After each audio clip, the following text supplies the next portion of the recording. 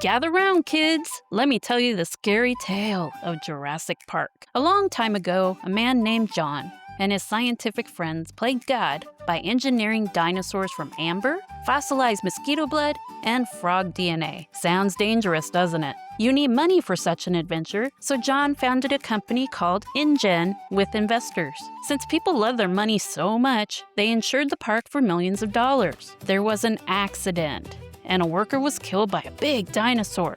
She was a clever girl. The insurance company panicked and sent a sleazy lawyer to ensure the park's safety for investors. The sleazy lawyer named Donald wants experts to vouch for the park's authenticity and safety. John goes on an adventure to find experts to assure investors that their money is safe. He finds two paleontologists, Alan and Ellie, a chaos theorist, Ian, and his two grandchildren, Lex and Tim, to prove the park is safe and amazing. John sends all of them on a tour of the park.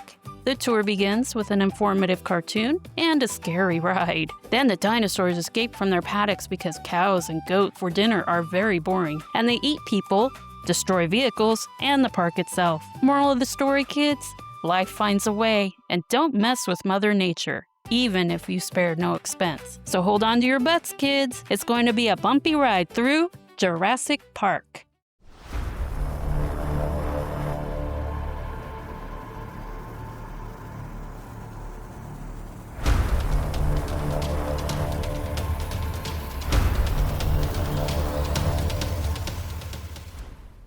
Welcome, dear Jurassicans, to Amblin' Through Cinema, a podcast dedicated to exploring the stories and film craft, defining the creative giants of the silver screen. Today, we are enjoying the awe-inspiring and frightening experience of Steven Spielberg's Jurassic Park, released in 1993. I'm your host, Tyler Birch. And this is Crystal. All right, well, I hope you guys are ready for a supersized episode talking about Jurassic Park, the greatest film of all time. Says you. Says me and a lot of other people. Don't bring them into this. Look, all right, all the under 8-year-old boys in the world would agree with me, okay? And we are mighty, so good luck.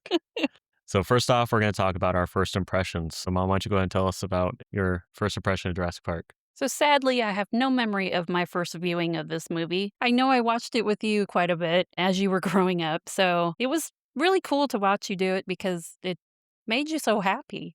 Just all the time, every time. You never got tired of it. So it was amazing to see that kind of magic happen for you on the screen. I thought it was pretty good. I mean, who doesn't like dinosaurs? They're scary, but also you can't stay away from them. I know. Especially those cute little velociraptors. I mean, like they say, if not friend, why friend-shaped? So everyone's dying to know about your first impression. Yeah, so for me, this movie is special, but it's actually not my first Jurassic Park film. Jurassic Park 3 was the first movie I had seen in the series back in 2002 when we lived in Turkey. And I was terrified of it. For context, I was terrified of everything as a kid. I remember just hiding behind the couch because the Spinosaurus was really scary. That was my first introduction to the Jurassic Park franchise, but I've always loved dinosaurs since, growing up. They were always a huge thing. I still remember going to see Sue at the museum. And, oh, yes. Yeah, everything that's related to dinosaurs. Okay, so funny story that I just thought of. We took you to one of the science museums. You were like 3 or something. We took you to see the dinosaur bones, and it scared you. We went and we were leaving, and they had this giant python on the ground. I mean, this thing was huge, like anaconda size. Like real python? Or yes, just, a real python. And it was like yellow and white. And you just walked right up to it, started petting it and talking to it. And I was like, what is happening here? He's scared of the dinosaur bones, which he loves. He loves dinosaurs. But this freaking big python, he's just walking up to it like he's his best friend. It must have been not as scary as the dinosaur bones. Yeah. So I believe my first time watching it was when I was in Hawthorne visiting my grandmother. We went to the general store there, and we've talked about Hawthorne and how small it is. Mhm. It's not a place that has like a Walmart. So we went to like the general store, and there was a VHS copy. I believe that was the first time I ever watched it at my grandmother's house on a big box TV Oh, yeah. on VHS. Not really understanding what I was getting into. And I mean, after watching that, like I was sold. I've read the book multiple times. I've always just really been into dinosaurs, and I love the science and the majesty of the movie. So just been a love affair since then. And I've been there every time a new movie's been released, and any kind of dinosaur content that comes out. I've even watched, like Camp Cretaceous on Netflix, the animated show, which was actually really good. It's very near and dear to my heart, and so getting to talk about it today is going to be a lot of fun. But So one more story. When you were growing up, Barney was a big deal. He was a dinosaur. he was, yeah. And he was purple. So maybe that's where it started, with Barney. Maybe. And Yeah. he was cool. Still remember playing the games and creating a maze of walls so that way my parkourers couldn't get out, and then deleting the fences and watching them getting attacked by the dinosaurs. That was the Zoo Tycoon, right? Yeah. The Dinosaur Zoo Tycoon before they started making like the Jurassic Park ones. I just remember I was just like, let's see how long they can last. Let's see what happens here. That wasn't concerning at all, I'm sure. Well, we're going to go ahead and move on, I think, to the Mr. DNA Explains, which is about stories and characters. And I know you guys, I'm sorry. This whole time I've just been doing a bit. It wasn't really Mr. DNA here. What? I know. Who was sitting next to you then? This is like Santa all over again. I get it. But this time, for real, he's here. So it's okay. We're good now. Wow. Yeah, we're square. You're really big on our podcast. You just have no idea. Yeah, kind of a mainstay. All right, kids. Mr. DNA here to teach you about CGI, which is also known as computer-generated images. What is CGI? How did the giant T-Rex end up on the movie screen? Well, have you ever played a video game? That video game began with someone drawing pictures on the page, like the T-Rex. Then, the makers of the game, also known as developers, give the computers instructions called coding to make the pictures of the T-Rex come to life on the computer screen. After that happens, the coding tells the computer how the pictures of the T-Rex move on the movie screen. Add some sounds and actors, and bingo, cinema DNA. So for characters, we're trying to do a new thing where we group them a little bit more together, try to get a little bit more organization. You know us, we're always, every single podcast episode, figuring out a way to out-organize ourselves. Okay, wait. We're evolving. We're evolving, yeah. We're afraid of becoming extinct, so we have to evolve.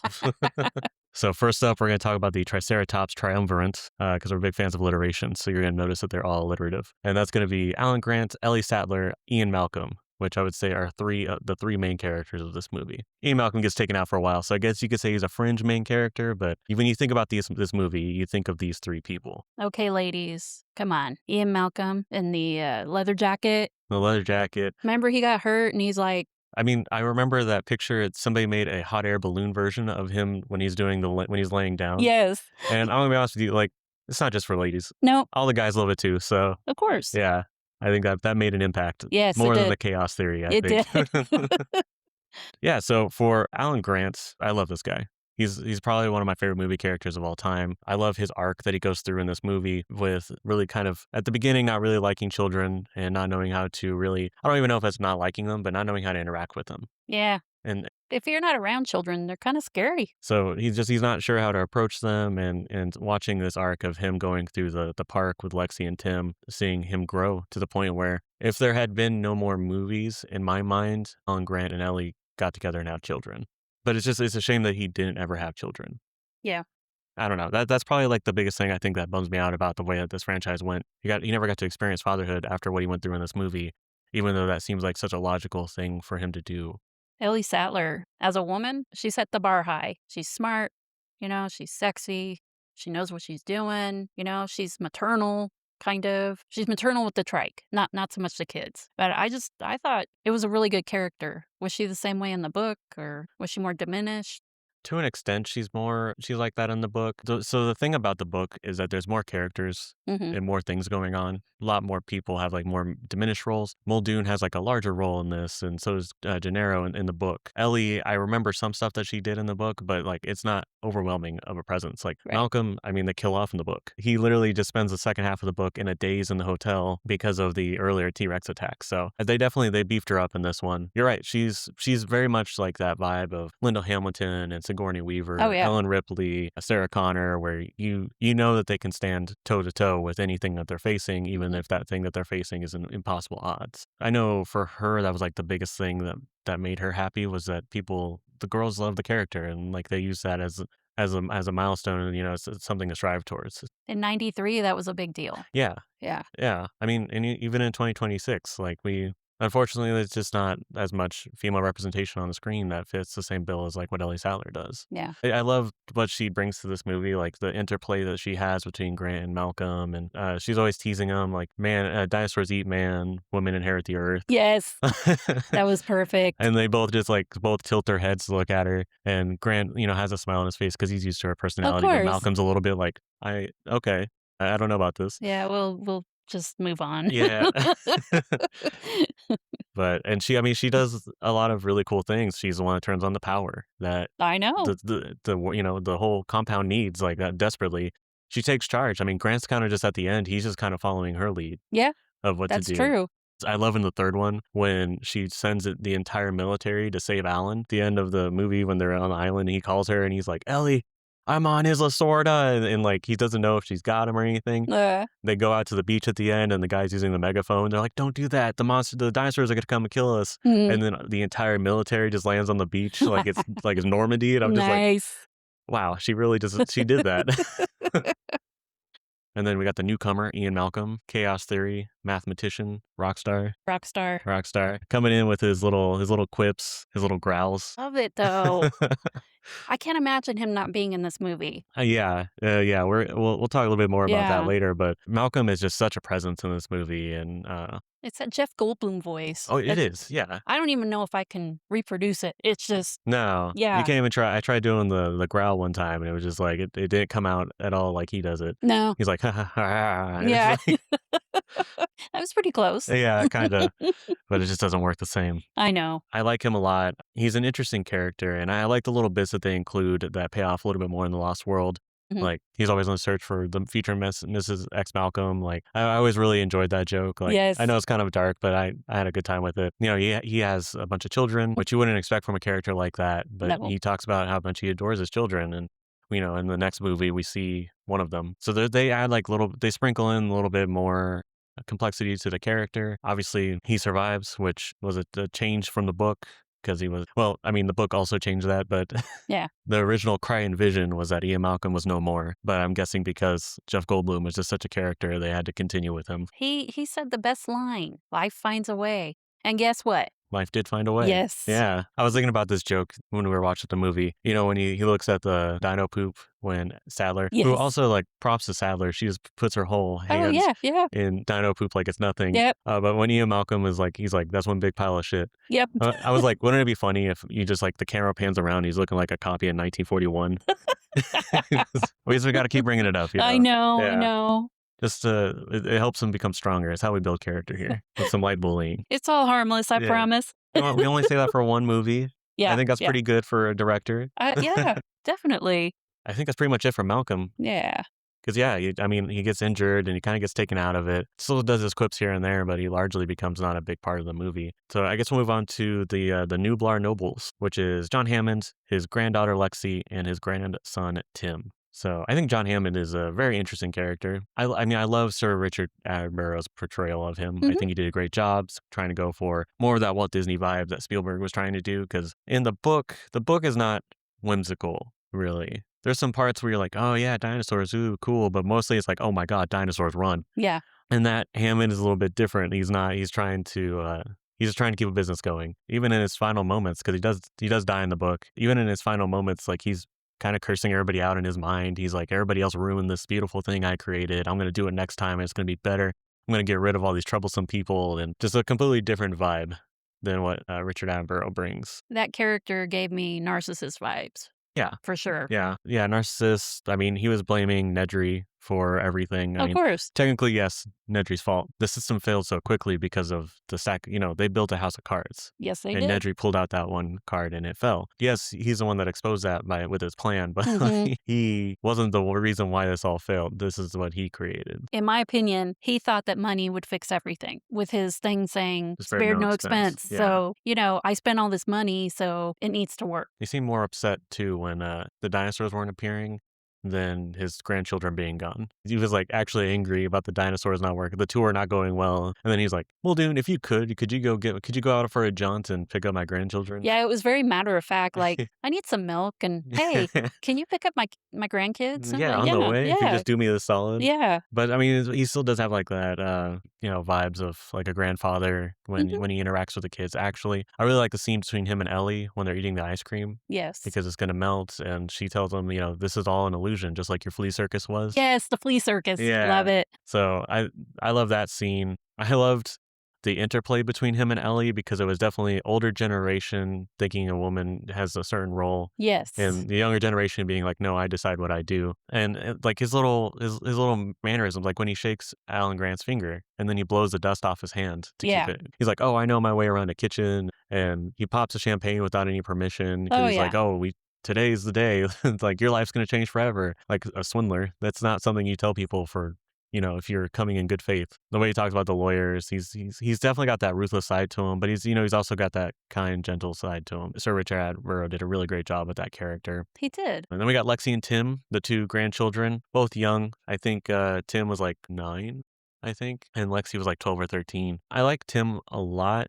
but he annoys me, but he's supposed to annoy me, I so they know. did a good job He with was it. very annoying. Yeah, Yes. and the more I think about it, the more I understand why the character is like that. Family of divorce. I know in the book, his dad didn't really get him and in his interests. He didn't, he was lacking that father figure we talk about all the time. His attitude is very much like, "Oh, like, pick me, like, please keep talking to me." And I get this guy Yeah. because this is me a lot with people. I learn lots of information so that way I have something to talk about with people. Hmm.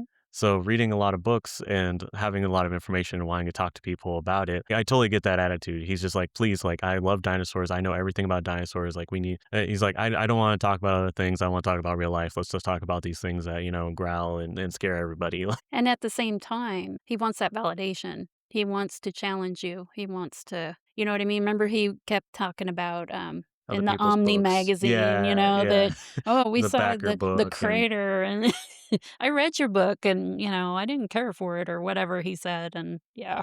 yeah, he's like, "The backer's book is bigger," and Ellie was like, "Well, yours was fully illustrated," which sounds awesome. But Right? Where is also that book? that book is called Dinosaur Detectives, and there's something you can buy. You can buy like a display piece for it on Amazon. I saw. I hate when they do that in movies. They have these books, and you're like, man, that would be cool to read. And no. Yeah, but yeah, no, you're right. He definitely challenges him. So getting to see like their interplay and seeing their bond grow is always really good. And I love his relationship with Lex too. Mm. They obviously are children and they're always making fun of each other, but like you could see how much like how freaked out she is when Tim is, because poor Tim is the one that goes over in the I know. car. He's the one that gets electrocuted. Yes. That island really had it in for Yeah, him. he went through a lot. I don't know. He doesn't seem like he probably would have been too great after that. So the cutest thing I remember that they were up in the tree, the Brachiosaurus came, and he's like, "It's a Vegisaurus. Vegisaurus. It's okay. Okay, they're not gonna eat me. No, no, Vegisaurus." Well, but the Tim's like, "But for you, they may make an exception." So. Well, yeah, you had to have that snide little remark, that's a sibling thing, right? Yeah, of Yeah, course. Yeah. yeah. So, yeah, I enjoyed Lex. She was really scarred from the lawyer leaving. She's probably more of the type of personality that believes she needs to follow authority to be liked and loved. So when the adult leaves, like that left a real scar on her. Yeah, it did. And I I felt like, really bad for her. I did, yeah, too. And I love that Grant was like, "But I'm not going." Like when Yeah. she just keeps repeating, "She left us," or "He left us," "He left us," and Grant says, "But I'm not going to." Yeah. Like, and he doesn't. He Nope. takes them through there and it Mm. helps them. And yeah, I like Lexi a lot too. Better in this than in the book. Because in the book, she's the younger sibling in the book. She's more of just the jock type. She brings a baseball and glove and plays catch with people when the ride goes down and stuff. And she has less to do in the book, from what I remember. So I like that they kind of, because Tim was the one that was the hacker and the dinosaur guy, and he kind of took everything. Mhm. So I'm glad that they distributed it so that way Lexi wasn't, she was the hacker. I think one of my favorite like sibling bits was when they were climbing the fence, and she was like, "I bet I can climb over there faster than you can even climb one side." And he's like, "Well, Mhm. what if I get it if I win?" And she just says, "Respect." Done. Let's go. Yeah. Respect is everything when you're that age. And obviously she's the one that uses the computer system. She says it's a Unix system, which is Yep. always my favorite. Like every time she says that, I always just like, she's like, "It's a Unix system." I can do this. But I mean, so she saves them. She gets into her own scary situations, and I like that character a lot. There's not really a character in this movie that I think doesn't serve a good purpose. Okay. Maybe the weakest character is the lawyer, just because he doesn't have a whole lot to him. But I like what he represents, where he's the investors and he's the business, and Yeah. He his, did it very well. yeah, You kind of wanted to hate him because that was his whole, just like the opening story, He was just concerned that the investors were happy. no, No, it never was he's like, the family's suing us. We need to fix this. Yeah, yeah. It's not, we need to do the right thing and Nah. support this family after one of the workers got killed by the velociraptor. Yeah. So Well, that would be that would be Dino Dinner. yes, Or, sorry, valued employees, I mean. dino dinner. And these are going to be the engine people that unfortunately all became Dino Dinner. Muldoon, Dennis Nedry, Gennaro, and Ray Arnold. Okay, so Robert Muldoon in the very beginning, badass. He's totally a badass. Oh my god. He's literally doing a tug of war with a velociraptor. For that poor guy. Like, anybody with a dog has had like a tug of war with their dog where they're like, no, give this to me. He was doing essentially that, but with a living human against a giant turkey monster. Yeah, he almost won. He did. And I love when he's saying shoot her. Yes. And it does a close up. Yeah. It gets closer and closer to his teeth as he's just shouting to shoot her. Yes. And then it just like, as he's like, shoot her, and it transitions to the mine and Gennaro taking the raft in. Yeah. I love that. And yeah, Muldoon, just from the beginning, you can just tell he's confident. He knows what he's doing. This guy, if there's anybody who's going to be able to fight a dinosaur 1v1, you would expect it to be him. Which, it baffles me, okay? How did these people know what to do with the dinosaurs? You know, just because he was in Africa, wasn't he the game... Game warden in Kenya. Game warden in Kenya. They lead the tours, right? Or whatever, safaris and to make sure that, How did he know what to do with the dinosaurs? Did he just transfer his knowledge from lions, or the amount of making it up as they went along? Just, it baffles me. Well, they even addressed that. Remember, Ellie was like, you have poisonous plants that are inside this building. You think they're pretty, but they could kill somebody. And then we see the Triceratops, and the Triceratops ate a poisonous plant that they had planted just because it looked cool. Yeah. And they had no idea. I don't know if this bothers anybody else, but it bothers me. The whole way that Triceratops gets poisoned is it eats the West Indian lilac berries when it's picking up stones for his gizzard. Yeah. So that way it can process the food that's in its stomach. So that's why every 6 weeks it regurgitates the stones and picks up new ones and gets poisoned again. So it never physically, it's not eating the plant. And so that's why they're like, but he's not eating the plant. How is this happening? He ate it a long time ago. Yeah. Because of the stones. They figure it out in the book. But they didn't figure it out in the movie. No. That's just something that always sticks out to me every time I watch it. Because I'm always like, no, they did figure it out. Tell us, people. But see, I bet they didn't consult a paleobotanist, because that's what Ellie was. Yeah. So it's like, okay, yeah, it looks cool. Did you see it in a book? I mean, what? I don't know. I just imagine a lot of dinosaurs died during this pursuit as they tried to figure out what exactly is it going to need. How many did they go through? Yeah. The paleo veterinarian that they had, he still didn't seem like he knew what he was doing. Like Harding was just like, why is this the guy getting sick every 6 weeks? I got 6 more weeks to figure it out. It should be fine. We're all good here. Okay, back to Muldoon. Okay. Yes. The short shorts. Yes, the short shorts. Cargo shorts. The cargo short shorts. Which really left an impression. Yes, it did. Wow. And he still looks cool. I don't know how he does it. I don't know. It's impossible. Yes. But, I mean, his first introduction to the group is saying that all the velociraptors should be destroyed. Yep. He seems like the only person that genuinely understands the danger that these creatures are. Respects them. He does. He respects them. And, I mean, that's the thing you hear about people that hunt large game. Yeah. Is that they know they have to respect these animals, because these animals can take their lives at any time. Oh, yeah. And I think that's why even when he got chomped on by the velociraptor, he had that moment of respect where he says, clever girl. Yep. Because he's like, you got me. Well, even we were screaming at the TV, they're on the sides, remember? Remember you were talking about how they hunt in packs? What are you doing? You should have seen this. Like, he's like, I know I'm done. Because we don't see the velociraptors until well into the movie, but because of the way he talks about them, you already understand the threat that they are. Yeah. Because when he sees that the fence has been eaten and they've gone out, he's like, even Nedry wouldn't have turned off the fences for the raptors. Like, he knew better than that. So here's what I'm picturing. One of the big, arch signs that says over 1 billion served.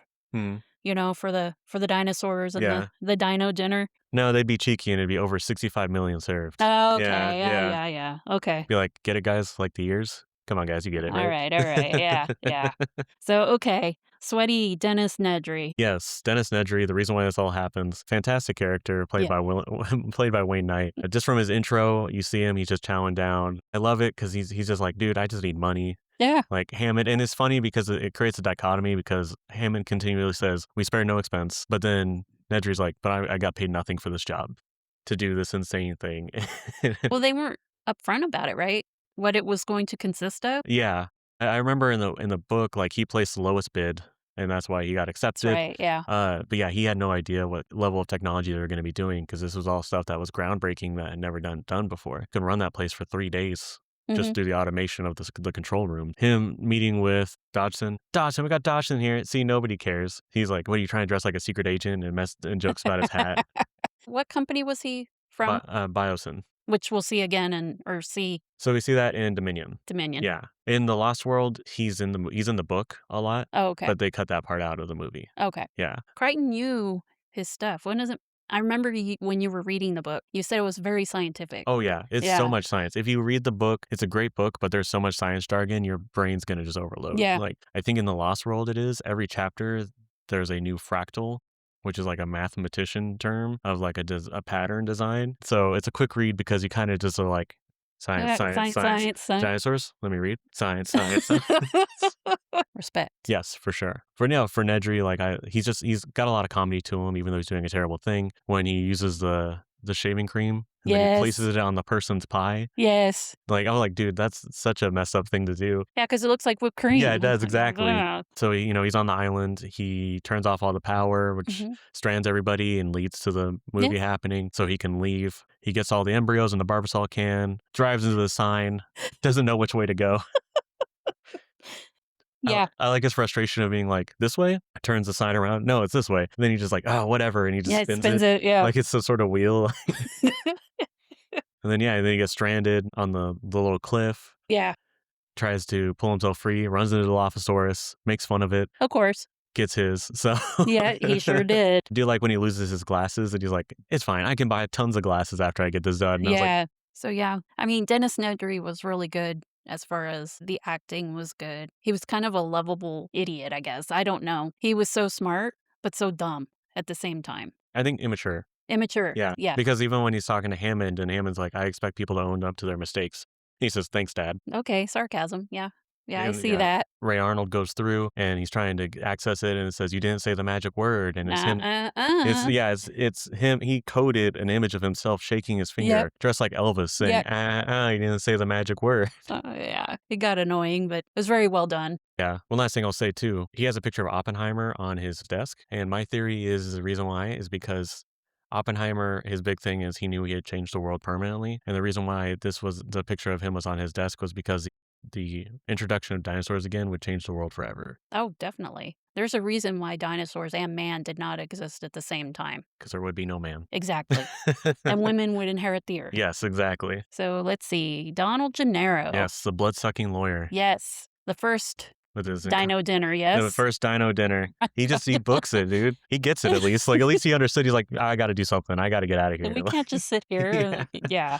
Granted, he did, leave behind the children, but he they understood. Were his kids. I mean. Yeah. He's a very interesting guy. I like that his suit is too big. Yeah. And he's like, I think he's wearing shorts too. He was. Yeah. It looked really weird. It's very, like, you could tell a corporate guy who's never gone outside. Yeah. Vibes. Okay, we're going to go do this tour. I better put on my leisure shorts. I don't know. We already talked about him a little bit, but he's a lawyer. He's obsessed with whatever his investors need. When he sees the park, he's the only one on Hammond's side, which is really funny. And he's like, we can charge $2,000 a day, $10,000 a day. And Hammond said, no, everybody should be able to check this out. I love how he's just like, sure, we'll have a coupon day. Yeah, coupon day. Like if you go and get the Cracker Jack boxes and you get 50 box office tabs. Yes. You can get half off to Jurassic Park. Yeah. When the T-Rex appears, he runs naturally to the bathroom that's out there to try to hide in some way. And if Malcolm hadn't drawn the T-Rex over there, he would have survived. He would have. Yeah. But he's also the guy that got eaten on the toilet. So that's how we'll always remember him. Exactly. And then lastly, I think Ray Arnold, Samuel L. Jackson himself, Mr. Cigarette acting. So that's been our running joke now. Yes, yeah. When did that start? Was that? It's Jaws. So this is the guy that started it all. Obviously not timeline-wise, but like for us, this is the first time we've noticed it was his incredible cigarette acting. Oh, yeah. He's got some of the best lines. Hold on to your butts. Oh, yeah. Such a great line. I love how he's like, I'm just doing this job to do this job. He gets upset when Nedry's station's all dirty and he just like sweeps it all off. Oh, yeah. He's it was gross. It was, yeah. I was glad he did that. It made me Yeah, feel me a little bit too. better. But he's the one that resets the power, Hmm. and then he goes to the shed to try to turn on the power. We never hear from him again. No. Uh, We do see his arm. we do see his arm, Yeah. yes. When Ellie goes in to reset the power, and she does, his arm lands on her, and she's like, "Oh, Mr. Arnold is finally it's missing some pieces." Yeah, a little bit. I kind of like that we don't see his death scene. Yeah. Because you don't know what's happened to him, and then, like, you can see the relief on Ellie's face when she thinks, "Oh, must have just been hiding or something," and Yeah. then the horror of realizing, no, he's dead, and then that the Velociraptors got him. So next we're gonna talk about the scenes. So we try to pick out, 3 or 4 pivotal scenes, I think. There's a lot in this movie that you could choose from.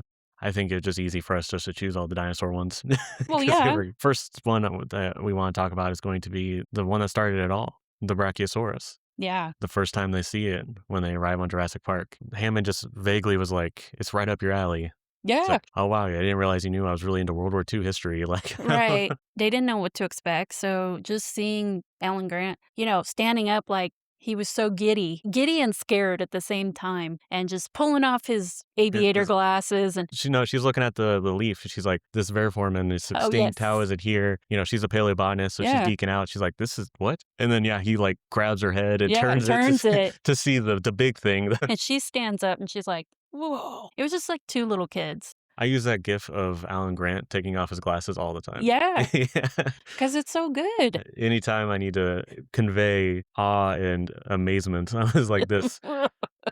It was really good. I thought he did that very well. And we'll probably talk about this later, but just knowing that they weren't looking at anything. Oh, yeah, they were just looking at, like, a foam head Yeah. to give them an eye line. Spielberg, in the moment, said, "I wanna shoot this from Alan Grant's perspective." So that's Hmm. why you see that sense of awe, Yeah. where it's so large in the screen to give you that sense of scale. Hmm. They had no idea if they could actually do it. That he was just like, "I'm gonna shoot it this way, Yep. and we're gonna make it happen."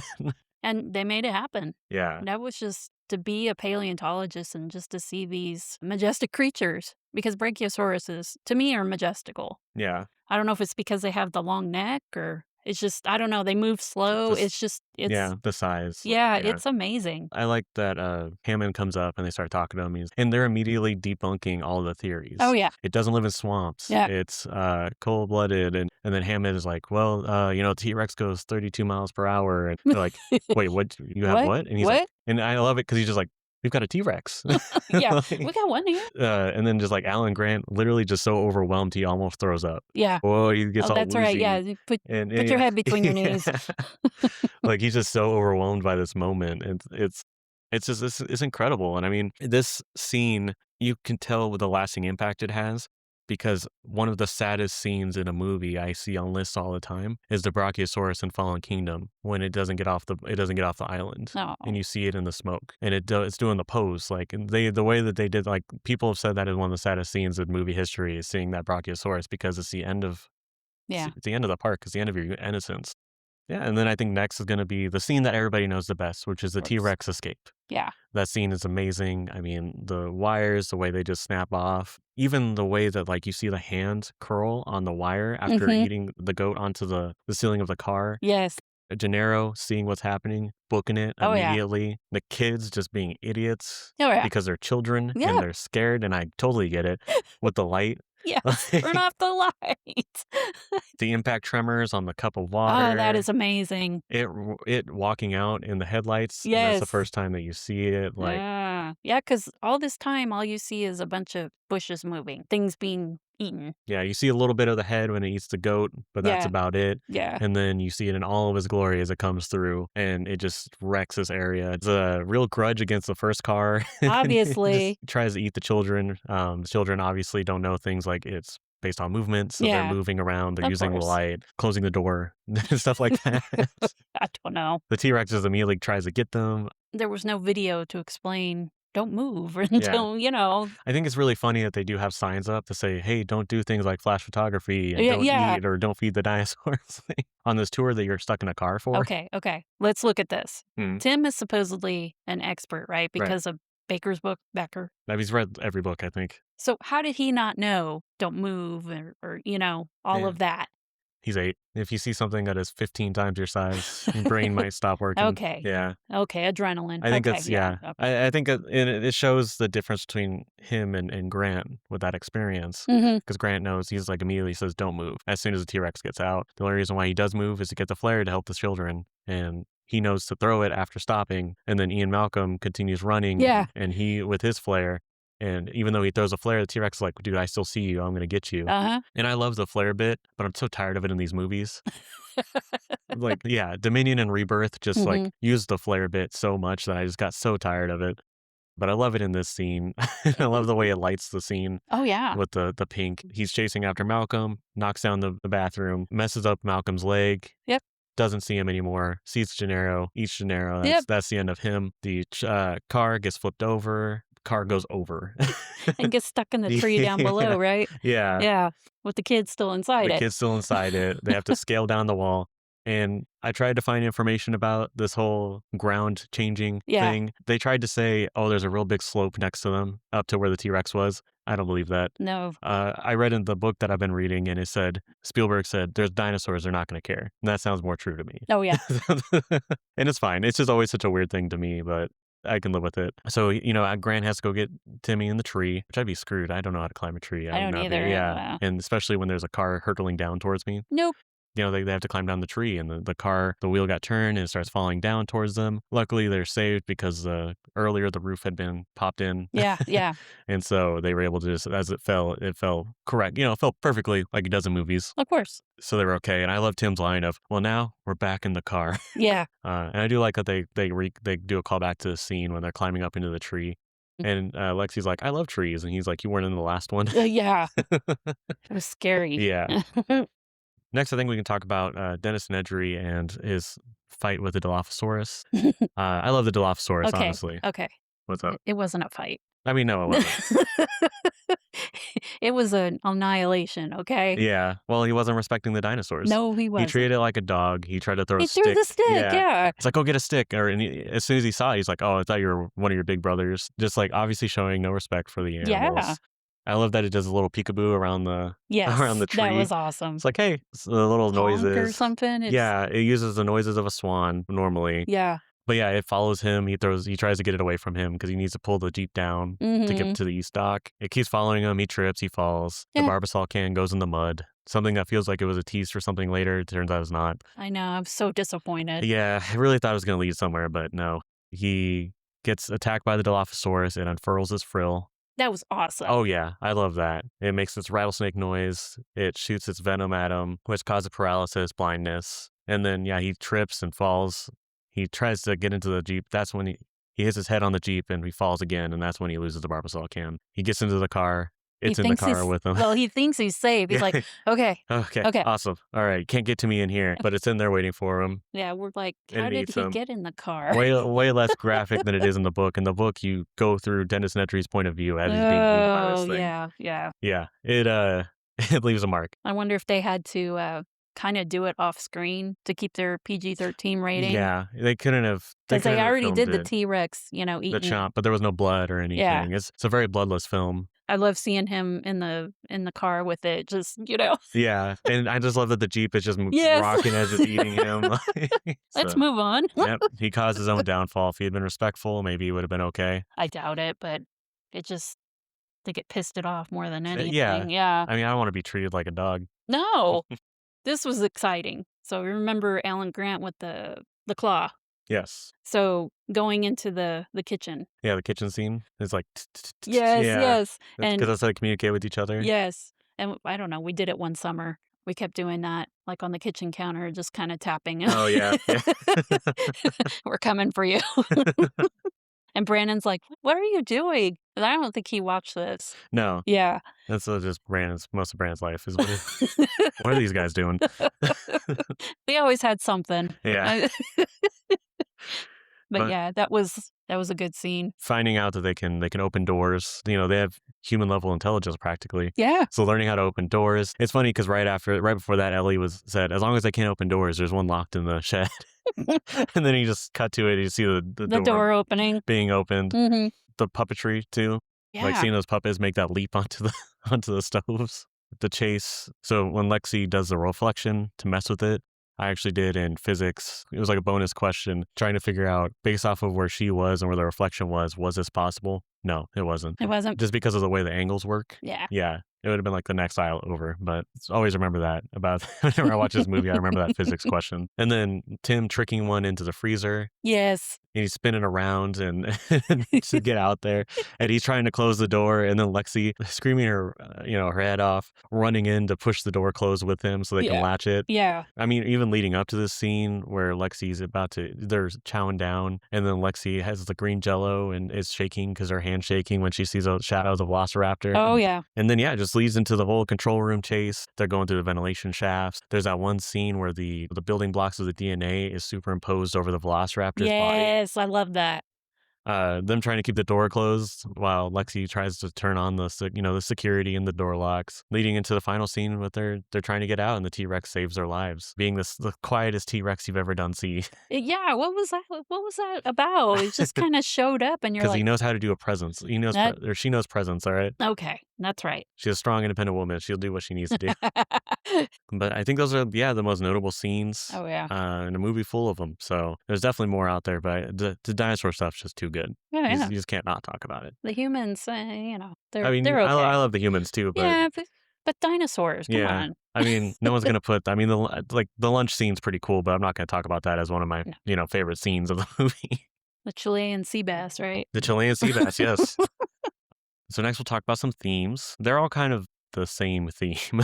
I mean, man versus nature for sure. Control versus chaos, fantasy versus reality. Illusion, yeah. Man's arrogance and thinking they can control nature. Oh, yeah. That is embodied by Hammond, Ian Malcolm, when he talks about how they stood on the shoulders of geniuses and they don't respect what they created. This whole movie is just about that. And also the dangers of capitalism. Money is all of what this is all about at the end of the day. I think that's kind of it for the themes. We've talked about it a lot. So the symbols, we got the Barbasol can. So to me, the Barbasol can represents capitalism, like you were saying. Greed.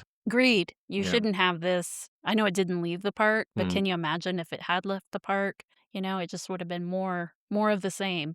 And maybe not as, I wouldn't say controlled, because that's obviously, it was under control for a while, I guess, right? Yeah. I mean, so just greed and capitalism. Yeah. The Barbasol can. The Barbasol can definitely embodies that. Like another symbol is the fossilized claw of the velociraptor that Alan Grant has in the beginning that he uses for when he terrorizes that kid or underestimates the velociraptors and what they're capable of. They're just birds. Yeah. This looks like an oversized turkey.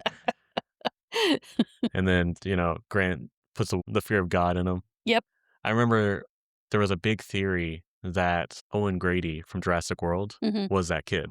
Ah. Yeah. That would be interesting. It would have been an interesting twist on it, yeah. That was Chris Pratt, right? Yeah.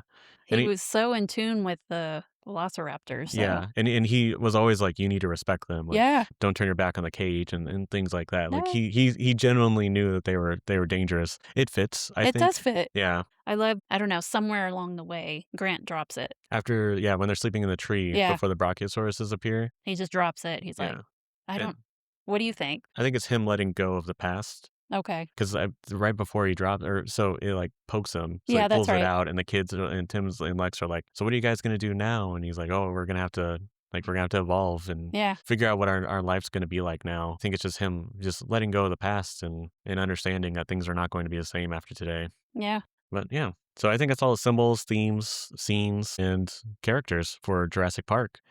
Need a new way to carry your lunch to school? Does lunchtime need some more excitement? Then you need to tell your parents to buy the new Jurassic Park lunchbox. It's yellow, plastic, and it has a cool picture of a dinosaur. But it also has a surprise inside, a tiny egg that is designed to hatch in the school cafeteria during lunch, which will ensure your popularity and take a bite out of your school bullies. The Jurassic Park lunchbox, for when a paper bag just seems boring. Get it today. All right, now that we've talked about the silver screen, it is time to go behind the scenes with The Shark Is Not Working. So this one's going to be a little bit different. We're going to do kind of a breakdown of all the different techniques that went into this movie, the origin story, some perils that it faced. I hope you're ready to buckle up and come along this ride with us, because it's all really fun information. Like, we tried to cut what we thought wasn't necessary, and we cut a little bit, but I'm going to be honest with you, just so much of it is so interesting that we wanted to talk about it, and that's why this episode is going to probably be longer than normal. I know you sent me an email or a text message at 3:00 in the morning. Can you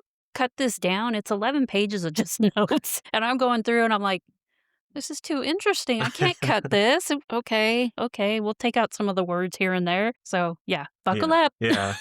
If you really love Jurassic Park, the Ultimate Visual History is a great thing to get. My sister-in-law got for me a few years ago for Christmas, and unfortunately I didn't pick it up until now, but That's okay. that's one of my favorite things about this, is that it forces me to do things that I've been meaning to do, and it's got a Lost World section in it, so I'll be able to use that for the Lost World episode. But so we're going to talk about Michael Crichton and Steven Spielberg. And if you haven't realized it, Michael Crichton was one of my favorite authors. He passed away, I think, right before I went into high school. Yeah. If there were 3 authors that defined me in high school, it's Michael Crichton, James Patterson, and John Grisham. And like Michael Crichton, he's written books that still hold so much weight today. State of Fear is where I first learned about climate change, where my 9th grade Oklahoma history teacher told me I was dumb for thinking that it's true. He wrote other things that are crazy, like Timeline, where they'd go back in time with a little device, which became a movie. Congo, where they fought the, super-powered apes or whatever. Apes with lasers, I think. Sphere, which became a movie as well. ER, Of course Westworld, ER, yeah. Andromeda Strain. Westworld, he created and directed that. So he's been everywhere. He's also super tall. Not really necessary for this conversation, but I just felt like I needed to say it. But I love the guy, and I love what he's done. And so getting to learn, they went into a lot about his origin story with Spielberg, which I really liked. Their relationship began in 1968 at Universal Studios. Spielberg had just started working for Universal. He had just begun his 7-year contract, and Michael Crichton was there because Robert Weiss was directing The Andromeda Strain, which was his first book, and his first book adaptation. So they got to know each other then. They knew each other for a long time. Then they were collaborating in the late 80s on the television series ER, because Michael Crichton created ER. Crichton was like, Spielberg, hey, there's a new concept I'm working on. He's like, oh, okay, what is it? All I can tell you is that it involves dinosaurs and DNA. And Spielberg said, I'm in. He actually started working on this project. Crichton started writing it in 1983 as a film script, which was about a graduate student cloning a pterodactyl. Once he started realizing he needed to be a book, he changed it to a boy's perspective. But he told his friends, and they said, this is not good. So he created the character of Alan Grant. What's crazy about this is that the book wasn't even completed, and the film rights went up. And you want to talk a little bit about those film rights and kind of what was happening there. Oh, definitely. Very exciting. So Warner Brothers bid for Tim Burton to direct Jurassic Park because of the success of Batman, obviously, in 1989. 20th Century Fox bid for Joe Dante to direct, who is known for Gremlins. Didn't Spielberg have something to do with Gremlins as well? He produced Gremlins. Okay. Yeah. Gruber Peters Entertainment and Tristan Pictures. It should be TriStar. Oh, sorry, TriStar. TriStar Pictures bid for Richard Donner to direct, who found success in Superman, the movie, and The Goonies. Another Spielberg-produced movie. Yeah. And then, of course, our friend James Cameron tried to get the rights, but missed it by, 2 hours? Yeah. He stated it would have been Aliens, but with dinosaurs, so it would have been more true to the horrors of the novel, which I thought was pretty horrific the way they did it. Yeah. It wasn't too over the top. I think there's a movie that came out last year called Primitive War, based off a book series. And that's Vietnam era soldiers going into this Vietnam. And it turns out there was like a time rift, and so dinosaurs came through and they had to fight dinosaurs. And I think that is very close to what James Cameron probably would have done with this movie. And it was an interesting take, but yeah, it would not have had the mainstay power that Jurassic Park does, 33 years later. Yeah. Would you say that movie was magical? No, there wasn't any. Yeah. No. I mean, if you want to see, people running and gunning, trying to kill dinosaurs and being hunted by velociraptors, then yeah, it's good. Yeah. Okay. But it's not going to capture your imagination. All right. So next we're going to talk about casting and cameos. So first up, we always talk about potential castings. So for Alan Grant, Spielberg was trying to stay away from some big names because he knew the dinosaurs were going to be the big names, but he still pursued Harrison Ford. And from my research, it looks like Alan Grant was more of an Indiana Jones style character in the beginning before they kept reworking the script, and we'll talk script here in a bit. Yeah. But yeah, so he was he was like jumping through windows and stuff.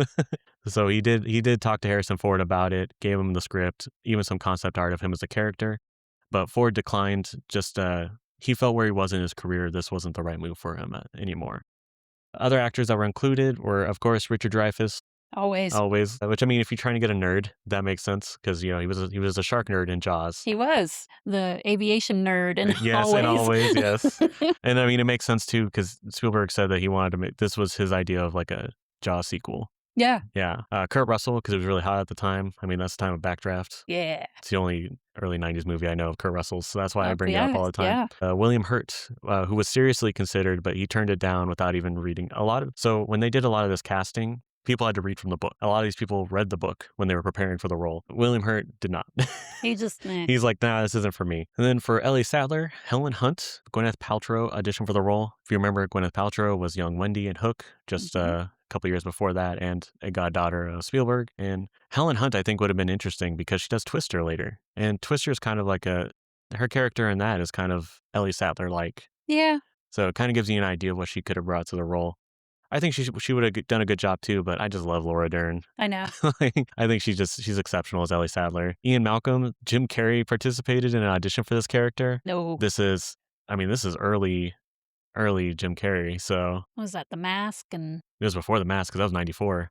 I think this was, Ace Ventura? yeah, this was just, he was doing bit parts. And then lastly, Lexi, Christina Ricci was among those considered for the part. Big 90s kid actor with Addams Family, and Yeah. which I think was 80s and 90s. Mhm. Casper, Yeah. beloved of mine when I was a kid. So Yep. that would have been interesting. I think Ariana Richards did a great job though. I'm interested by these potential castings, but the ones I got are so solid. Definitely. All right. And then they did talk about the people that got the job and what inspired those actions. So why don't you go ahead and tell me about the actual players for this? So Sam Neill obviously plays Alan Grant. I believe Spielberg saw him in Dead Calm, which I personally have not seen. Yeah, I haven't either. Apparently Sam Neill is really big in Europe. I know him from around this time was when he did The Hunt for Red October. Yes. Yes. Where he was Russian, right? He was Yeah. was the first officer for Sean Connery in that movie, talking about how I think he's going to retire to Arizona. Yeah. And he was going to build his life, and you knew that he wasn't going to make it out of there as soon No. as he started talking about it. Of course. Don't ever talk about things you're going to do after the war Yeah. or something like that. See, Laura Dern, she played Ellie Sattler. They saw her in Smooth Talk. I'm trying to remember if that was before Blue Velvet. I think I read somewhere that maybe it was both of them that she did that they enjoyed. So then, of course, you have Sir Richard Attenborough, which I learned was actually a director, which I did not realize. He hadn't acted in like 15 years before he took on this role. It's amazing to me because he directed Gandhi. Yes. Yeah, so 1982, Gandhi and E.T. were both nominated for Best Picture. Yeah. Obviously, Gandhi won, as we know. Yes. Yeah. Yeah. You think I'd make Spielberg salty, but if anything, it just made them become friends. That's that's a healthy rivalry. Yeah, it is. It's like, you know what, you're my friend, but also I will destroy you. But you know what? Gandhi was a good movie, if I remember correctly. It's been a long time since I've seen it. Well, I'll have you know that Attenborough said that E.T. should have won. Really? Yeah. Okay. So Joseph Mazzello, I hope he said his name right. Yeah, it should be right. Okay, he played Tim. So Tim, he was actually considered for Hook, right? But he was too young. Yeah, he went up for the role for Peter Banning, or not Peter Banning, sorry, his son that I've already forgotten the name of. Charlie Corsmo? No, Something like that. I'm like the actual child's name, Jack. Jack. Jack, Yes. Okay. Spielberg, he likes to do this because he did this with Drew Barrymore because she wasn't cast in Poltergeist, right? Right, E.T. instead. Yeah. Spielberg was really good. I really respect him for this. Well, you didn't get this part, so you know what? I'm going to put you in my next movie. I don't know if directors normally do that, but it just seems like, he really attaches to people, if that makes sense. He really gets them, yeah. Yeah. And he remembers. I think that's good. I mean, especially for like networking and stuff. But there's that. And then Ariana Richards, who plays Lex, because he cast Joseph, they had to reverse the ages. Yeah. Because in the book, Tim is the oldest. I think they said they would have, like, Lexi would have had to been like 6. And they didn't want to do that. Yeah, so no. They felt weird about having dinosaurs attack a 6-year-old. Yeah. But a poltergeist, that's okay. But that's neither here nor there. Ariana Richards, who played Lex, was hired because she had a memorable audition, because she was asked to scream. So yeah, I thought she did a great job screaming. Yeah, she did really good. I mean, she, like, when she screams, like, her body just, like, goes rigid. Yeah. Like when she sees the T-Rex after getting out of the Land Cruiser. Yeah. And you just, like, the way her shoulders go down and she's just like, it's like her face her is whole just body is leaving her, like her soul's leaving her body as she screams. That's what it feels like. Is that when Grant put his hand over Yes, her? yeah. I thought she was well cast. No, I liked her a lot. Yeah, I liked everybody that was cast. Those two appear again in Lost World in the little cameos too. And then obviously for like some other supporting roles, Jeff Goldblum for Ian Malcolm. This one is really interesting because I'll talk about it a little bit more, but like Ian Malcolm got cut out of the script multiple times. They didn't know how to write the character. Ian Malcolm channeling his, scientist from The Fly and just being Ian Malcolm or being Jeff Goldblum. Yeah. He channeled all that in, and that actually is what convinced them to bring that character back into the script. And they based it all off of Jeff Goldblum. Finally, like that, like unlocked the character for them. It was made for him. Yeah. Essentially, Samuel L. Jackson was actually suggested by Whoopi Goldberg because of a Spike Lee movie that he was in. That's always really fun getting to see, like, because Whoopi obviously worked with Spielberg during The Color Purple, and getting to see that she's the reason why he got this role, which you start kicking off his stardom, is really neat. Wayne Knight, I love the way that they talk about Wayne Knight's being hired for this role. Yeah. Because they call his performance sweaty in Basic Instinct. And Spielberg said, imagine what he does when he sees when he sees a woman. Imagine that, but like dinosaurs. And so that's why they hired him for the role. Wayne Knight is a lot of fun in this. I love him. And then we want to talk a little bit about inspirations. So Jack Horner inspired the character of Alan Grant, his look, his knowledge. He actually came in and assisted in how they did the look of the dinosaurs. He helped them because they wanted to do a balance because they knew the dinosaurs were starting to find out like they had feathers and more characteristics. And Spielberg said, no, I want them to look like they did when I was a kid. Yeah. Essentially. So they kind of were trying to find a balance between what is known and what is not known. Dilophosaurus doesn't have that frill, but come on, how could you? That scene would be nothing without the frill. Oh, yeah. And he told stories about how he searched for dinosaur bones as a Green Beret in the Vietnam War. So he sounds awesome. All right, next we'll talk about the writing. So like I said, the script went through a lot of revisions. Michael Crichton did write the initial version, and he does have a screenplay credit for this movie, but it underwent numerous rewrites to reach perfection. So John Bell, who was a special effects artist who did a lot of research into dinosaurs and what they look like and, storyboarding and everything, he reimagined the T-Rex attack to be more animalistic. Before, it was like it just picked up the car in his mouth and it swung it around. Something about the weight would have made it not seem make sense. So he wanted it to be more animalistic, flipping the car over rather than shaking it like Godzilla, treating it like it's a herbivore. So he goes for the gut, the belly. Yeah. Which I think makes a lot of sense, that it would have seen this thing and been like, it's a weird looking Stegosaurus, but I'm going to kill it. Because that's what you do, because your belly is exposed. And he also helped transform Alan Grant from an Indiana Jones type character into a more realistic character that we know today. So I'm glad they did that. It would have been okay, I think. For me, Grant is the best because he's the unlikely hero. Yeah. Literally, in any other situation, he's not going to be of any help. But this one specific circumstance is his time to shine. Exactly. It's like in Scream when somebody calls and says, what's your favorite, asks you questions about horror to save somebody's life. And you're like, oh, here we go. Yeah. This is it. This is what I've been waiting for my entire life. Getting called up to the majors. Yes. Let's go. Do you want to talk a little bit about Malia Scotch-Marmo? Because I know you talked about her for Hook, right? Yes. Didn't she come in and write? Yeah, the script, I think she pumped up she punched up the Hook character in the screenplay. Yes, that's right. So obviously they brought her in again. They were punching up characters. She tried to merge Ian and Alan Grant. I think we talked about that earlier. Obviously she didn't want the Malcolm role in there. I said, everybody kept getting rid of the Malcolm role because they just didn't know how to write it. She came back and helped with the script, and I'm glad she was not successful with eliminating Malcolm, because one of the reasons I really liked the movie was him. Yeah. Well, I mean, even David Cope, who wrote this movie, who wrote the finished screenplay, he got rid of him too until Jeff Goldblum showed up. So we have Goldblum all to thank for that. Yes.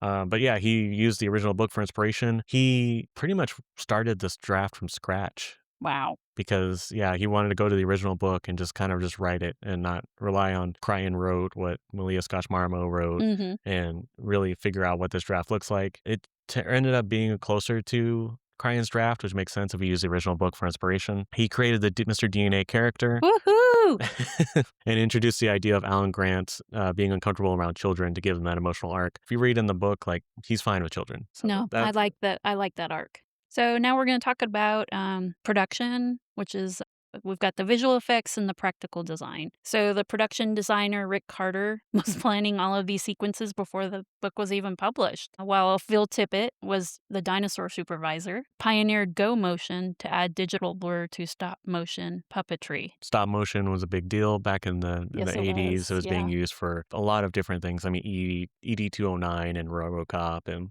California Raisins, anything that needed puppetry in. That's how they started out with this. I was telling you earlier, one of my favorite things that came out like 10 years ago was in the credits, he's dinosaur supervisor, Phil Tippett. And somebody took a screenshot of that and said, "You really messed up on your job here, Phil." Yes. Which actually kind of becomes a little sad once you learn more about what happened to Phil Tippett in this movie with the introduction of CGI. But yeah.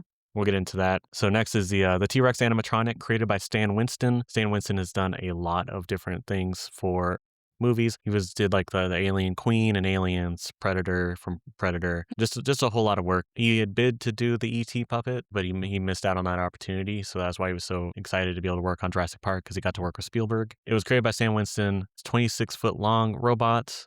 Used something called a Waldo performance capture device for natural movement. Just everything that they did in this movie to try to make the dinosaurs look as natural as possible is insane. They did a lot of puppetry. They did a lot of stop motion, just anything they can. I mean, they looked at actual creatures to base them off of as well. So doing the performance capture device, I won't go into it, but it was like a fifth-sized T-Rex that they used, that they had walk around so that way they can understand what exactly it would look like while they were creating the larger version of it. Okay. So they did run into some troubles. During filming, the rubber skin absorbed rain like a sponge. They required the crew to dry it between takes to keep it functional. They said that Dan Winston's children came out and were just slapping him with towels to try to dry it off. That would have been funny to see. Yeah, because they didn't know it was going to be in the rain until it happened. And so they had to figure out, okay, what are we going to do? Because it's not supposed to be getting wet. Right. Kind of like Bruce, where he was supposed to be in fresh water and not salt Yes, water. yeah. Yeah. So some things change and some things are made the same. Exactly. They also were I read they thought they had more time, and then Spielberg said, "Hey, by the way, next week we're going to need this animatronic." Yeah. And they're like, "What do you mean? What? What are you talking about?" They had to rush through it. Yes, they did. For scientific inspiration, designer Crash McCreary based his dinosaur movements on birds like ostriches, the gallimimus, and the eagle-like talons for the T-Rex. So I was telling Tyler, or I may have said it on the podcast, that I appreciated all the work they went to try to make this as real as possible, with not being there, obviously. But you could really believe that these things have the big talons, and you know what I mean? How Yeah. they went to all that detail. And do you think that was because of the book? From what I've read, everybody that was involved with this they gave 110%. Mm-hmm. It's insane the level of work they put into, how long they worked on it. A lot of them were just taking leaps of faith. Yeah. And trying to make it happen. It's insane, the level of dedication for this movie. That's why it's so good. So yeah, the animatronic looked great. Yes. I mean, they're the reasons why this movie still holds up. Yeah. The CGI is the weakest part. Yeah. I mean, and it actually looks better than most CGI does. I'm not trying to take a dig at it, but you could just tell it's CGI when the T-Rex is running. You know. But the animatronics, man. Yeah. They are good. Very good. And they did lead to my favorite joke, which is, are these auto-erotica? That's right. With Gennaro. Yes. I love that. Watching him fumble for the words and then come out with auto-erotica. Yeah.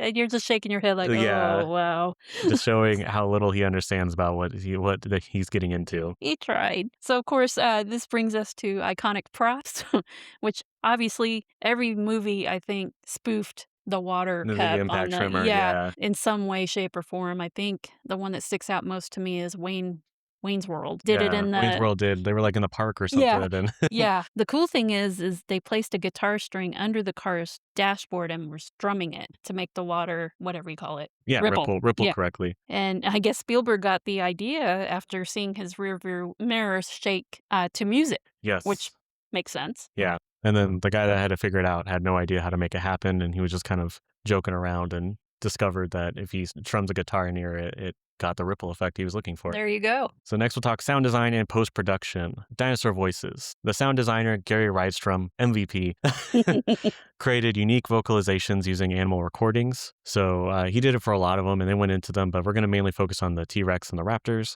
For the T-Rex, he used things like whale breathing and baby elephant screams. He really wanted to give that idea of this creature essentially just breathing. So, when it pans over and it breathes, it sniffs and it blows Alan Grant's hat off. Yes. That's how they really were this is how we're going to portray the T-Rex.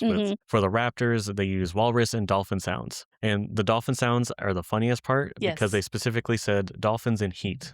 Oh my goodness. So that was that. Yeah. So that was some frustrated dolphins that the velociraptors are patterned after. Speaking of the breathing, I know this was the Raptors, but I loved when they they were looking through the porthole of Oh, and it does of the the door, yeah, and then he just breathes on yes. it, and it just fogs up. That was great. I That's loved such a it. good scene. Yes, Yeah, apparently being in those practical suits though were awful. They had like I 15 imagine. minutes. They couldn't breathe. They had to like Oh, there was no oxygen inside the rubber suits. It was yeah. had to be hot. They couldn't see what Oh, was going on. So goodness. every time I learn more about what it takes to be in those rubber suits, I'm just like, you guys are real heroes. Yeah. Oh, for sure. And Yeah. so then we had something called practical foley, which is the practical sounds, right? Yes, overlaying the sounds in post production. They obviously didn't have the dinosaur noises first, so Spielberg roared through the megaphone, which just made the crew laugh. I'm So it didn't sure. work out so well, but and then they overlaid the actual dinosaur sounds afterwards. So, the sound of the collapsing visitor center skeletons, which was awesome, was actually bowling pins being knocked over. That reminds me of growing up, we used to go bowling, so Yeah, that was nice. It was nice to hear. that's why I had to include that one because we did love bowling when we were growing up. Yes. So collaboration, obviously Spielberg loves working with George Lucas. Spielberg literally flew to Poland right after this movie to go work on Schindler's List, so he had to have some other people run post-production. Sounds like it was hell on him because he had Yeah. to like review dailies for Yeah. Jurassic Park and fly all over the place and try to make as many decisions as he could while also doing Schindler's List, which was just emotionally draining. But both got Oscars. Yes, yeah. So, I mean, it paid off, but it also made him take 4 years off. So goodness, in the same year, what was he thinking? yeah. Well, so the word is that he had to do Jurassic Park to do Schindler's List. Okay, It was a one for them, one for him kind of thing. got it. But yeah, so while he was working on Schindler's List, obviously Kathleen Kennedy was helping a lot as well. But George Lucas oversaw the film post production at Skywalker Ranch. Yeah. Yeah, Well, he's got to be in there somewhere. yeah, I mean, they're bros. So then we have our on-set stories and challenges. There's always challenges. The character details. There wasn't a formal costume designer, which surprised me. So Jeff Goldblum, being Jeff Goldblum, added the leather jacket for the rock star look, which totally works for him. yes, yeah, And then John Hammond dressed in white to evoke a deity-like presence, which, yeah. yeah. Deity-like, clean. We were Yeah. talking about it before. Everybody around him was dirty in some way, but he was not, and probably had smooth hands because he probably never worked a real day in his life. I mean, he was a millionaire, right? So, yeah. I know we didn't write it down here, but Tim did pattern his look after Alan Grant.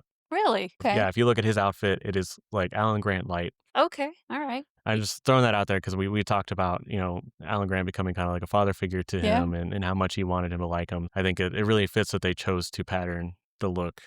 And then we'll talk about location. So this film was shot in Hawaii on the island of Kauai. Hopefully that's how it's spelled or how it's said. I'm sorry if it's not. They built the sets on the Valley House Plantation Estate, including the visitor center and emergency bunker. What's cool about this island is it's a return for Spielberg because this is where they shot the Peruvian jungle at the beginning of Raiders of the Lost Ark. There was actually a on-scene disaster, Hurricane Iniki, which was a massive hurricane. I think it was the worst that Hawaii has ever seen. Hit literally second to last day that they were shooting in Kauai. They had to bunker down. The cast and crew were terrified. Sir Richard Attenborough was able to sleep through the storm because he lived through the London Blitz of the Germans in World War II. Okay. So he's like, this is nothing to yeah. me. But they didn't know how they were going to get out. Kathleen Kennedy, if you read this book, she was a real hero. She hiked, she did everything she could to get to the airport so that way she could try to get these people out in time. She notified everybody's families to let them know they were okay. She was a real hero. And I say that because I know people have feelings about Kathleen Kennedy for Star Wars, but she has had a long storied career as a producer and she does everything she can to make sure Spielberg's visions happens. There'd be no Amblin without her. So Okay. we need to respect her. But crazy story. Probably the craziest thing I learned about this movie while I was reading this book. She got to the airport trying to figure out how am I going to get these people out of Kauai. And she sees a pilot that talks to her. And it is the person that played Jock at the beginning of Raiders of the Lost Ark. And he says, I'll fly you in. They had to fly in medical supplies for Kauai as a deal to be able to be allowed to fly in and out. Right. They got all the actors out. While this was happening, Jock was humming the Raiders theme as he flew the crew to safety. Love it. Insane. I had never heard this before. This is probably the craziest thing I learned about this movie, and I love it. So, of course, visual effects. As we know, Steven Spielberg's first interaction with digital effects was the attempt to create the mothership in Close Encounters of the Third Kind, which didn't happen. It wasn't. No. It's still a little bit early. Kudos to him for trying. Steve Spaz Williams and Mark Duke secretly created the T Rex's CGI model without anyone's knowledge. That is fascinating because when Kathleen Kennedy and Frank Marshall, they were ambushed by this because they didn't know it existed yet. And so it was playing while they were walking through ILM. Yes, which is Industrial Light and Magic. Yes, which is Prolific effects company that is owned by George Lucas, George right? Lucas. Yeah. So can you imagine walking in and just seeing this dinosaur? Yeah, just on like out of the corner of your eye, you just Yeah. see something that's going to change the world forever. Spielberg's only note was that the T-Rex seemed too light during the initial design, so he had them add the feel of muscles and flesh. And this was the CGI part Yeah, that they're talking about? Okay. yeah. Because the hardest thing about CGI, I think, in those days was just to give weight to the creations. You need to add those systems, like the muscles and the skin and everything. The T-Rex is very heavy, so obviously Yes. it's not gonna look like it's I mean, you remember when they used the practical effect feet? It stepped down in front of Yes. Alan and Lexi, and you see it sink into the mud. Yeah. Yeah, Yeah, that's great. that gives you that feel of this is a Oh, big he's creature, heavy, like yeah. more than just seeing it out and about. So ILM, we've talked a lot about, was put in charge of creating the stampede of Gallimimus because the stop motion could not be used. They created one model and cloned it with subtle changes to create the flock. Yeah, I heard shooting this scene, and this was the only scene that was left on island, so they flew to a different island to finish it. This scene, they kind of just told the actors to go crazy, and then they would just place the because there was no way they were going to be able to track where they everything were was going to coming be at from. the time. So they're like, just go crazy. Yep. We'll put them in later. Don't worry about it. Yeah, they did great. It seemed Yeah. like that they were there. They did the wheeling. It felt like they were in danger of being trampled. But yeah, what isn't that when he said, "Oh, they wheel just Yeah, like that wheeling. Yeah, just like a herd, and they're like, they're herding towards us. We need to get out of here. Be impressed later. Come on."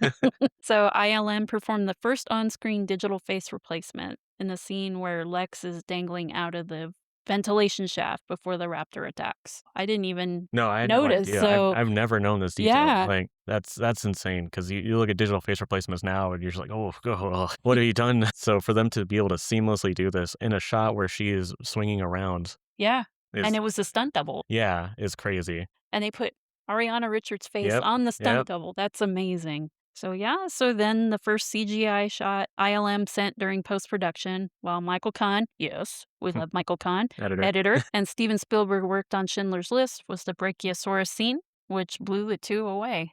Which They knew that this was going to be a hit. think about Steven, what was it, 70 Close Encounters? 77. 77, right? He was upset, wasn't he, that he couldn't create the mothership with the CGI and everything. Yeah. I mean, he's always trying to push technology as much as he can. So I can imagine him seeing this scene and just like, wow. Because we said wow when we saw the Brachiosaurus scene. This movie didn't pioneer CGI, but it practically did. Yeah. Because of everything it did. We've seen CGI in like T2 that came out in 91, The Abyss. Like James Cameron was the one that first started using it and people started seeing it, but it was in a more static environment. This is where you started seeing CGI can move and the world can move around it. Yeah. And we have that technology. So that's why this movie is considered the forefather of CGI, is because it just blew it up in a way that you would never have expected. I mean, look at where it was today. Look at Thanos in Avengers Infinity War. Yeah. Like you could tell if you touch his skin, you'd feel something. Like, Yeah, right? It's insane where we've gone, given proper time to the visual effect artists with this technology. And this is the movie that really started bringing that to the forefront. So talk about our friend Phil Tippett. Yes. So Phil Tippett, when I said this is kind of the bummer part. So his go motion technique was replaced by CGI.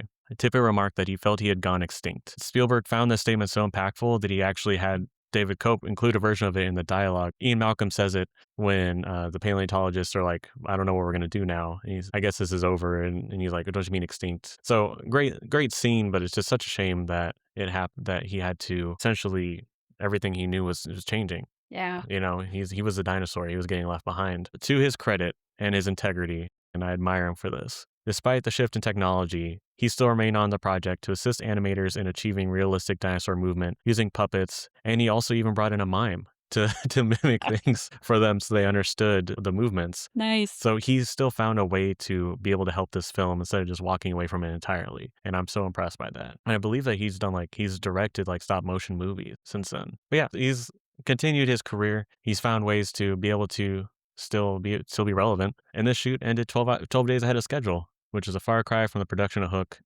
and Jaws. In 1941. in 1941. A lot of his other stuff, he went right to Schindler's List after this. Yeah. So he had no breaks. All right, so now we're going to do my favorite part, the musical marvel, with our friend John Williams. So he wanted a cartoonish sound for the raptor attack in the kitchen. He placed red herrings in the orchestration itself. What we decided that red herrings meant was just is a certain type of music that leads you to think, oh, this is a happy time. And then boom, they pivot to Yeah. Or nothing darker happens. piece, Yeah. or nothing happens. Yeah. Just to take you along this journey. This 19-year partnership that Williams had with Spielberg, he really put a lot of the other films into this. Mhm. So he did the Jaws theme for the raptor attack. Journey to the Island, I'm guessing, is when they were in the helicopter. That's Okay. a do-do-do-do-do. Yes. do-do-do. So it was, you could hear a little bit of Raiders of the Lost Ark. And the theme from Jurassic Park, I can imagine them going through the gates. Mm. Is that when they play this one? Yeah, it's probably the do. Yeah. So, projecting on gravitas, like Close Encounters of the Third Kind and E.T. I really love how John Williams just kind of pulls from different movies, Mhm. and he makes it work. I mean, sometimes you'll be like, I think we heard that in Jaws, but it's like momentary. Because I remember we were like, did we just hear that? Yeah, it was there, and then it's gone. So maybe that's the red herrings too. So now we'll just talk about some miscellaneous stuff. But not as much for miscellaneous this time. Creative changes. Spielberg chose a Triceratops over the book Stegosaurus for the scene where it was a sick dino. And that was a tribute to Ray Harryhausen films, which most people probably know from Clash of the Titans in the early 80s. He did a lot of stop motion monsters and dinosaurs and things like that. And he requested the Dilophosaurus spit to be changed from the yellow-green they were using to black to avoid comparisons to The Exorcist. Good. They said it looked like the pea soup scene. Yeah, no, we don't like that. So I do remember seeing Clash of the Titans, and it was, to me at the time, it was very well done. Yeah. With Medusa. Very cool. When you told me that, so then we had an alternate ending with and narrator. So an alternate ending was storyboarded, showing John Hammond stranded as the last helicopter departs. So it sounds like that was kind of what the book, right? Yeah, so I actually love the idea of this alternate ending. Mhm. It doesn't fit the movie that we were creating, but the idea of arrogant John Hammond, thought that he could control nature, being left behind on the island, Yep. stuck with his creations. I really love that idea. So when I read about this, I was really intrigued by it. Doesn't fit well with the movie we're trying, because the movie's trying to end on a lighthearted note. Yeah. So that's why obviously like Hammond didn't get killed like Yeah. he did in the book, and Mm. I think that would have been such a good melancholic way for it to end. Definitely. Yeah. I could see that. And like you said, this was a more magical. I mean, there was a lot of horror, but Mhm. it was magical. I feel like it was well balanced. Yeah, it was. There were So- times you were scared, but there were also times that Yeah. you were just lost in the moment. Definitely. And then James Earl Jones was actually considered for the role of narrator. That would have been awesome. Yeah. When they're on the tour. Mhm. Yeah, that would have been cool. It would have been cool because I don't know who Richard Kiley is. I don't either. So every time they say that, like it's a big name, I feel like I'm missing something. Maybe. Yeah, no, James Earl Jones would have been really cool. Obviously, this is well into his voice acting career. This would have been right before Lion King as Mufasa. Wow. Yeah. Can you imagine? And on your right, here's the Triceratops. I just love his voice in general. Yeah. So, I can see why it doesn't fit though, because like Richard Kiley had more of an adventurous tone of voice. True. So he'd be like, if you look to your right, like with James Earl Jones, there's a lot of gravitas and Yes, presence. So it'd be like, if you look to your right, Yeah, right. it would have probably not gotten you lost in the moment like Richard Kiley did. So I understand, but also, yeah, I love James Earl Jones, so I'm just cool with anything. But you're right. It would have overpowered the scene Mhm. because I would have been too busy listening to him rather than seeing what was going on. Yeah. So, I mean, that's exactly what Spielberg tried to avoid with the actor choice. All right, so some actor anecdotes that they talked about. Sam Neill actually got burned during the flare scene. Piece of phosphorus got jammed under his arm or his watch, and he actually did get a burn from Wow. it. So this whole flare scene did inspire Ian Malcolm to use the flare as well. That wasn't written in the script. He no. was just going to run away, and then he said, well, what if I just have the flare as well? And it shows like my inability in the situation to think I can help. Eh? And then he doesn't. And that makes sense too, because he like starts the flare in the car. Yeah. And I was like, you don't know what you're doing, dude. And I think, didn't Alan like, what are you doing? He's like Ian Freeze as he is running, because he runs after he throws the flare. Yeah. I think that's a really cool way to show different levels of knowledge. Like, Mhm. this guy thinks he's trying to help, and he's noble in a way, but also at the same time, he's an idiot in the situation. Yeah, making it worse. Oh, well. And then Laura Dern in the London premiere actually sat next to Muhammad Ali and who told her that the film scared him. Wow. Yeah. Muhammad Ali. I mean, come Yeah, on. yeah. Wow. So then there was a technical Easter egg during the T-Rex attack on our friend Donald Gennaro. A digital double of the T-1000, which is from Terminator 2, Which was these people used. worked on before Yeah, this, yeah. exactly. Was part of the pioneering of the CGI, as you Yes, said yeah. before, technically putting Robert Patrick in the movie. I wonder if he got credited. No, he didn't get Oh, credited. come But the on. guy told him he was in it. Okay, So, okay. yeah. Because it's so fast, you'll never know. But I know. he's like, I'm just going to do this. I'm going to put him in there. In the next episode of As the Jurassic World Turns, Alan finds eggshells in the park and realizes that some of the female dinosaurs have changed into males and begun breeding. Does this count as a violation of the scientist's vision? Will Alan be able to stop the breeding, or will he have to leave his precious Jurassic Park forever? Tune in and find out. All right, now that we've talked about what's on the screen behind the scenes, let's talk about what makes it all happen, which is the money and milestones. Money. Cha-ching, cha-ching. Yep. Money and milestones, which is our Sandcastles in the Sand segment. First things first, we're going to talk box office numbers. So, Jurassic Park, on a budget of $63 million. It grossed originally $914 million worldwide, beating, I believe, E.T. was still the front runner at that time. This eclipsed E.T. Spielberg, according to Wikipedia, reportedly earned over $250 million for this film. Its record gross was surpassed in 1998 by Titanic, the first film to gross over $1 billion. James Cameron. Yeah. Yeah. And he would continue to make more and more Yep.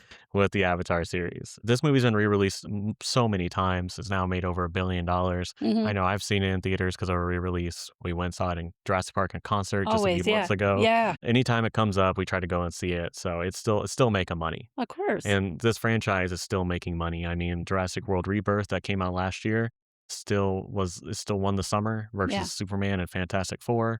It was like third or fourth, I think, in box office. Okay. So there's still money to be made. All the Jurassic World movies made over $1 billion. So very profitable. So continue expecting to see more of these. Camp Cretaceous. Yeah. TV show had, I think, like 5 seasons, and then they did a sequel series for After Dominion. Also ran for like 3 or 4 seasons. So And don't forget about the yellow lunchbox. the yellow lunchbox, yes. Yes. And you packaged it and you slapped your stickers on it. Exactly. And you sold it and you sold it and you sold it. And you were too busy thinking if he could. Yeah, I never thought if he should. Yeah. It made, like 15 times its budget. That's amazing. Yeah. It was number 1 box office for 1993, obviously. Number 2 was like way below. Yeah. There was just nothing else had a shot. So for the domestic box office for June of 1993, when this movie was released, Jurassic Park, obviously number 1. It total gross was $357 million domestically, still actually second behind E.T. Okay. So it didn't beat E.T. domestically, but internationally it was such a success that it just far eclipsed E.T. Okay. Number 2 was a movie called Cliffhanger, which grossed $84 million overall. Sylvester Stallone. Okay. Yeah. A Last Action Hero, which is Schwarzenegger, right? Yes. Yes. That one was number 3, $50 million. Made in America, not sure what that is. Whoopi Goldberg and Ted Danson. Okay. That came $44 million. And then Sleepless in Seattle, $126 million. Came out June 25th. That rounds out that 5. Jurassic Park and Sleepless in Seattle are probably the 2 biggest movies that are still around today. That's true. Yeah, with staying power. Yeah. All right. So that's the budgets. Let's go ahead and look at the awards. So the drought is over, everybody. The 2 movie drought that we had. Jurassic Park was nominated for 3 awards. It won 3 awards. Yes, finally. It won Best Visual Effects. Of course. Best Sound. Yes. Best Sound Effects Editing. Okay. All making sense. All technical awards, which, makes sense because you know what it was against? What? Schindler's List. Oh, goodness. Yeah. Okay. Which was nominated for, I think, everything else. Okay. He finally got his moment in the sun. He did. He got his Best Picture. He got his Best Director. Yeah. All right, we're getting ahead of ourselves. But of yeah, course. it also won a lot. So collectively, his films won 10 Academy Awards in 93. That was insane, especially, 2 movies in basically 1 year. 2 notable movies. Yeah. Go ahead and tell us some of the reviews. Okay, so our good friend Roger Ebert reviewed this, and he said, clear seeing this long-awaited project that Spielberg devoted most of his effort to creating the dinosaurs. The human characters are a ragtag bunch of half-realized, sketched-in personalities who exist primarily to scream, utter dire warnings, and outwit the monsters. I'm guessing he liked the dinosaurs, but Yes. the humans Yeah. not so much. Nice fight on site, Ebert. Next time I see you. He might be dead. I I'm don't pretty sure he know. is, but it's still fight on sight. Brave words. Yeah. I'll go to heaven and I'll beat him up.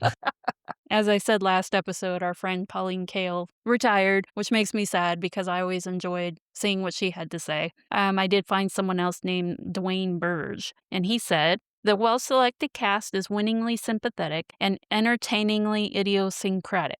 Attenborough is terrific as the exuberant but overreaching entrepreneur, while Goldblum is deliciously vainglorious as the devil's advocate. Neil, Dern, and the kids, Mazzello and Richards, win our affections and wonderfully epitomize the wondrous spirit and transcendent belief that shines through this often horrific entertainment, that life will find a way." I like that a lot. Yeah. I like that a lot. That's really good. And of course, my favorite, the Rotten Tomatoes. 91% on the tomato meter, 91% on the popcorn meter. Look at that. I know, I've never seen them line up like that. All right. Well, to round it out, we're going to go ahead and do a letterbox review. Woo! So this movie's a 5-star. Obviously. Yeah. My review. Look, man, I don't care if I get eaten by dinosaurs. I just want to go to this park. Agreed. It has to be on coupon day. Yeah, it does have to be on coupon day. But people always tell me, they're like, aren't you afraid? And I was like, I know what I'm getting into. Yeah. I know what's going to happen. Yeah, I'm still going. Sign in the waiver. I don't care. What do you mean? I want to go hang out with the Brachiosaurus. And, Yeah. If you want to follow me on Letterboxd, it's Birch94, BURCH. Not like the tree. Please, like I said, I always do little dumb reviews for movies that I've seen, and I'm always watching a whole lot of different things. All right, so let's go ahead and do our rankings. I think my ranking is going to be pretty obvious, so why don't you go ahead and tell us your ranking first? So Indiana Jones and Last Crusade is first. E.T. second. Indiana Jones and Raiders Lost Ark. Third. Jaws. And then Jurassic Park. Okay, acceptable. Yep. The Color Purple. Duel. Temple of Doom. Always. Close Encounters of the Third Kind. Sugarland Express. Hook. Empire of the Sun. And 1941. All right, so for me, obviously Jurassic Park is number one, and it will be number one. Can't believe it beat Jaws. I know. I mean, obviously, it's going to beat Jaws. I will say Jaws is a good contender, though. Okay. I'll say. I mean, the two most perfect films and two of my favorite films. But Jurassic Park is dinosaurs. Next is Last Crusade, then Raiders, E.T., The Color Purple, Duel, Temple of Doom, Close Encounters, Sugarland Express, Hook, Always, Empire of the Sun, and 1941. We are up to 14 movies now. Wow. Yeah, we're making our way through. Next week will be Schindler's List, so that will be draining, I'm sure. Yes, but good. Yes, yeah. I'm excited to watch it. I mean, I know it's going to be a heavy content material, and as always, we will try to be as respectful as possible, talking about events that are, they have a lot more weight to them than dinosaurs go roar. It's a movie I've never seen, so it will be an interesting first watch. I hope you guys enjoyed this episode of Jurassic Park. I know it was long, just love it. There's so too much stuff. Yeah, you just can't. It's just a marvel. Even if it was just like with Jaws. Yeah. We love that film, but we were able to keep it brief because even though it pioneered things, not like Jurassic Park did. I hope you enjoyed it. I mean, I love this movie so much, even the franchise as a whole, even though some, they have some dips. Like I own this movie, I think the first three, I own it in VHS, DVD, Blu-ray, and 4K. It's near and dear to my heart. So I hope you enjoyed this. It'll be interesting to go through The Lost World and see what information we find out about that one. But just to finish it out, don't forget to go and give us a 5-star review on your podcast player of choice, and we'll read it here on the air. If you're on YouTube, please leave a like, comment, or subscribe. Tell your friends. We're always trying to get more people to listen to our podcast, listen to us ramble on, just see all the work that we put into this. So I hope you had a great time with it. I'll leave you with my Spielberg quote as a goodbye. Through amazing stories and unforgettable characters, like Jurassic Park, we're introduced to these incredible worlds we only dare imagine, and in the process, we discover ourselves. This is Tyler, signing off. And this is Crystal, and don't forget to notice the purple.